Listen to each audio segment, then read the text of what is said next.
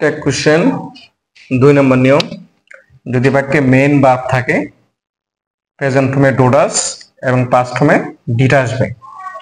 I go to school, এটা take question কিভাবে করতে হবে?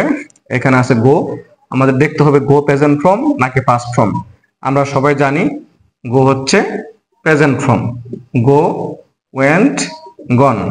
প্রেজেন্ট ফর্মে আমাদের কি আনতে হবে? ডু অথবা ডাস। তো এখানে আসবে ডো, বাক্যে নট নাই, নট, ডোন্ট। আর সাবজেক্ট হিসেবে কে আছে এখানে?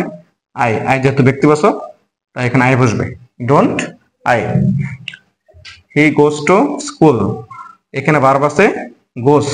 আমরা জানি goes present form, go present form, present ফর্মে কি আসবে? ডু অথবা ডাস। যেহেতু এখানে ভার্বের সাথে যোগ করা আছে সাবজেক্ট থার্ড পারসন সিঙ্গুলার কারণে, তাই এখানে আসবে ডাস।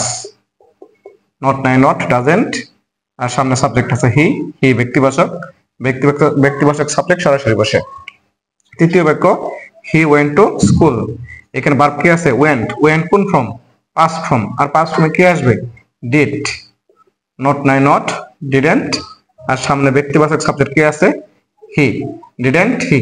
সারমর্ম হচ্ছে যদি সাহায্যকারী ভার্বের পরিবর্তে মেইন ভার্ব থাকে তখন আমাদেরকে অবশ্যই দেখতে হবে এই মেইন ভার্বটা প্রেজেন্ট ফর্ম নাকি পাস্ট ফর্ম।